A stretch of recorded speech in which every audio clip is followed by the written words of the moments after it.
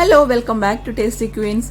അപ്പോൾ ഇന്ന് മാമ്പഴം കൊണ്ട് ഉണ്ടാക്കാവുന്ന ഒരു അടിപൊളി പേടയുടെ റെസിപ്പിയാണ് ഞാനിവിടെ ചെയ്യാൻ പോകുന്നത്. ഇപ്പം മാമ്പഴത്തിൻ്റെ സീസണൊക്കെ ആയതുകൊണ്ട് ഇപ്പം നമുക്ക് ട്രൈ ചെയ്ത് നോക്കാൻ പറ്റുന്ന ഒരു നല്ലൊരു അടിപൊളി റെസിപ്പിയാണിത്. അപ്പോൾ നമ്മുടെ മാമ്പഴത്തിൻ്റെ ഈ പേട ഉണ്ടാക്കാൻ വേണ്ടിയിട്ട് ഞാനൊരു മാമ്പഴം എടുത്തിട്ടുണ്ട്. അതൊന്ന് ചെറുതായി ചോപ്പ് ചെയ്തെടുക്കുക. അതിനുശേഷം ഈ മാമ്പഴം നമുക്ക് നന്നായിട്ട് അരച്ചെടുക്കണം. അപ്പോൾ ഇനി നമുക്ക് ഈ മാംഗോ പൾപ്പ് ഒന്ന് അരിച്ചെടുക്കണം. കാരണം ചില മാമ്പഴത്തിന് നാരുണ്ടായിരിക്കുമല്ലോ. അപ്പോൾ നമ്മൾ ഈ പേടയൊക്കെ ഉണ്ടാക്കുന്ന സമയത്ത് ഈ നാര് അതിനകത്ത് ഉൾപ്പെടാതിരിക്കാൻ വേണ്ടിയാണ് നമ്മളിത് അരിച്ചെടുക്കുന്നത്. നന്നായിട്ട് ഒരു സ്ട്രെയിനർ വെച്ച് അരിച്ചെടുക്കാം. അപ്പോൾ ഞാനിവിടെ 1 കപ്പ് മാംഗോ പൾപ്പാണ് എടുത്തിട്ടുള്ളത്. കാരണം ഒരുപാട് ആയിക്കഴിഞ്ഞാൽ ഈ മാംഗോയുടെ ഫ്ലേവർ ഒരുപാട് മുന്നിൽ നിൽക്കും.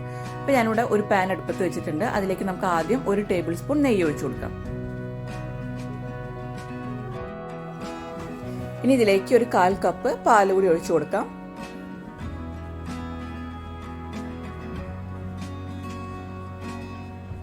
അതിനുശേഷം അതൊന്ന് ചെറുതായി തിളച്ച് വരുമ്പോൾ നമ്മൾ എടുത്തു വെച്ചിരുന്ന മാംഗോ പൾപ്പ് കൂടി അതിലേക്ക് ചേർത്ത് കൊടുക്കാം. ഇനി ഇത് നന്നായിട്ടൊന്ന് മിക്സ് ചെയ്തെടുക്കണം.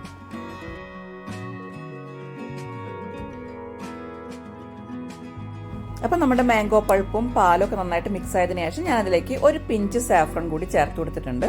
അതിനുശേഷം വീണ്ടും നമ്മൾ നന്നായിട്ട് മിക്സ് ചെയ്ത് കൊടുക്കുക. കാരണം ഇത് കൈയെടുക്കാതെ നമ്മൾ ഇത് ഇളക്കി കൊടുക്കണം. അല്ലാന്നുണ്ടെങ്കിൽ ഇതിങ്ങനെ അടിയിൽ പിടിക്കും, അതിൻ്റെ ആ ടേസ്റ്റൊക്കെ മാറും. അപ്പം ഇനി അടുത്ത് ഞാൻ ഇതിലേക്ക് ആവശ്യത്തിന് പഞ്ചസാര ചേർത്ത് കൊടുക്കുന്നുണ്ട്. ഞാനിവിടെ 1/2 കപ്പ് പഞ്ചസാരയാണ് ചേർത്തിട്ടുള്ളത്. ഇനി ഷുഗറെല്ലാം നന്നായി മെൽറ്റായി വരുമ്പോൾ ഇതൊരു ലിക്വിഡ് പോലെ ഉണ്ടാവും.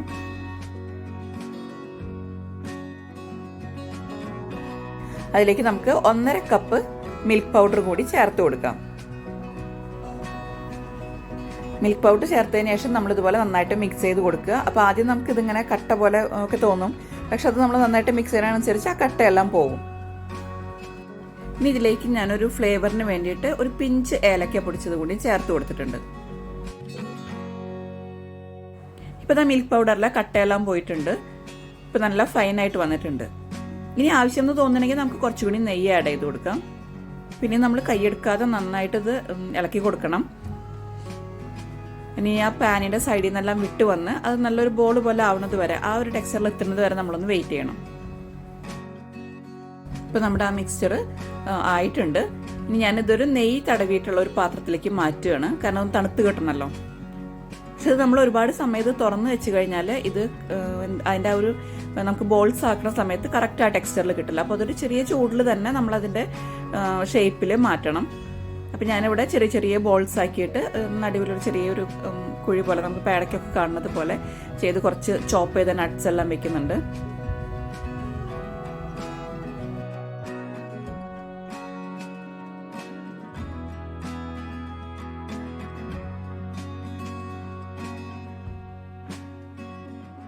നമുക്ക് ബാക്കിയുള്ളതെല്ലാം ഇതുപോലെ ഈ ഷേപ്പിൽ ചെയ്തെടുക്കാം. നമുക്ക് ഇഷ്ടമുള്ള ഷേപ്പിൽ ചെയ്യാട്ടോ. നമുക്ക് ചിലതിന് നമുക്ക് വേറെ ഡിസൈനൊക്കെ കാണാറുണ്ട് പേടയുടെ മേലെ. അതുപോലെ ചെയ്യണമെന്നുണ്ടെങ്കിൽ അതുപോലെ ആക്കാം. അപ്പോൾ അങ്ങനെ നമ്മുടെ പേടയെല്ലാം ഞാനിതുപോലെ ഷേപ്പ് ആക്കിയിട്ടുണ്ട്. നല്ല അടിപൊളി മാംഗോ ഫ്ലേവർ ഉള്ളൊരു പേടയാണിത്. നിങ്ങളെല്ലാവരും ഒന്ന് ട്രൈ ചെയ്ത് നോക്കുക. ഞങ്ങളുടെ വീഡിയോസ് ഇഷ്ടപ്പെട്ടാൽ ലൈക്ക് ചെയ്യാനും ഷെയർ ചെയ്യാനും സബ്സ്ക്രൈബ് ചെയ്യാനും മറക്കരുത്. Thank you for watching tasty Queen's.